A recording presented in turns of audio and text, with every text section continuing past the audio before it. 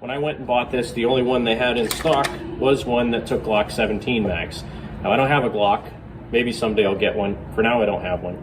Again, if I had a Glock 17, which I don't particularly like Glocks, that weird blocky frame that I hate about Glocks. If I had a Glock 17, this would be even better because the pistol and the carbine would have exactly the same magazine. And even though I don't have a Glock 17 or a Glock 19, if I ever choose to buy one in the future, I will already have magazines for it. And fast forwarding to modern times. Ta-da! Yeah, whatever. I bought a Glock. Words. I guess it's time for me to buy a Brodozer now with chest hair upholstery and a beard in the glove box. Get a tap-out sticker and put it in my back window and get a flat brim hat and wear it backwards. Snore. Boring. Don't be a NIMBY.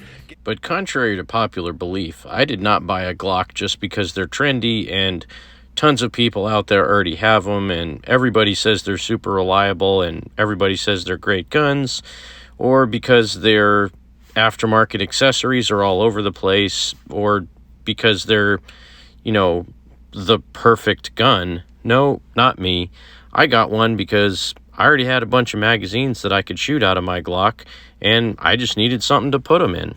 Now, the easy thing for me to do would have been to buy either a Glock 17 or a Glock 19 in 9mm so that I could actually use all my magazines out of the box. But the problem with that is, in my state, the only ones that I can buy are pre-banned Glock 17s or Glock 19s, meaning they were made before 1994, and they're really expensive, and they don't always come up for sale. So what did I actually buy? Let's check it out. Well, first off, I got one of the original cool Tupperware containers that this thing came in. Well, maybe not an original Tupperware container, but it's in a Tupperware container. Mint. Anyway, what did I really buy? Well, again, as I said, Glock 19s and 17s in my area are not that easy to come by. They're often very expensive, very beat up. So what I ended up buying was a Glock Model 23 in 40 Smith & Wesson. Now again, if I'm looking for a 9mm pistol, why the heck would I buy a 40 Smith & Wesson?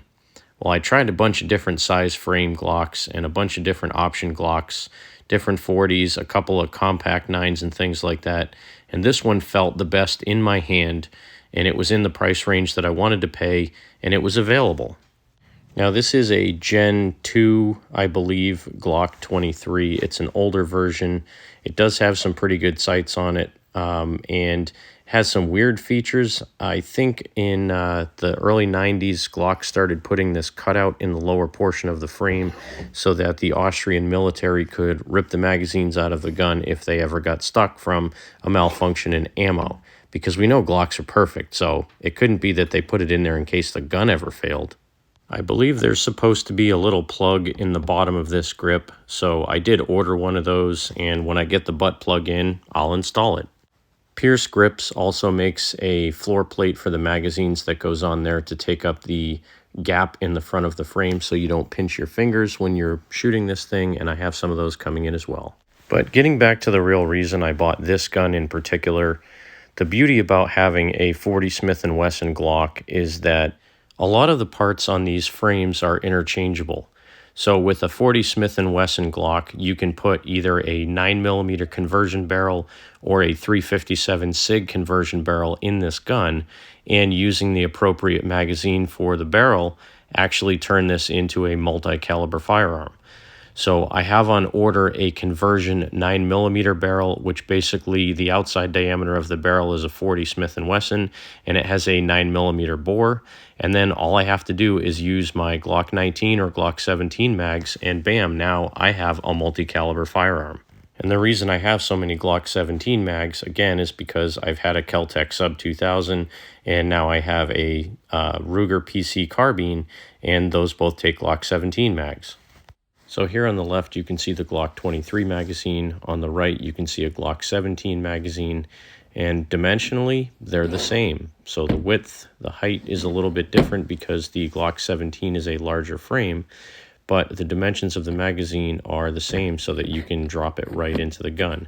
Now again, because the Glock 17 magazine is a little bit longer, you have that little bit of a space on the bottom of the frame, but they make spacers for that as well. And here you can see the Glock 23 mag fits just as well into the frame.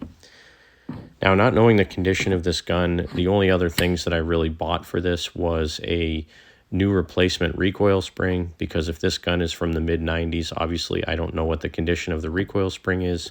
And I also bought an extended magazine release because I feel like this one is a little bit too hard to push. I know I'm not teaching Glock fans anything new, but for me, I never really researched what the flexibility and the modularity of the Glock pistol line really was.